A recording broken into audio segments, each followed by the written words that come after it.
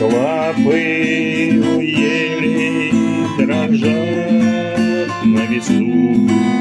Здесь птицы щебечут тревожно. Живешь в заколдованном диком лесу, откуда уйти невозможно. Пусть черемухи сохнут бельем на ветру, пусть дождем опадают сирени.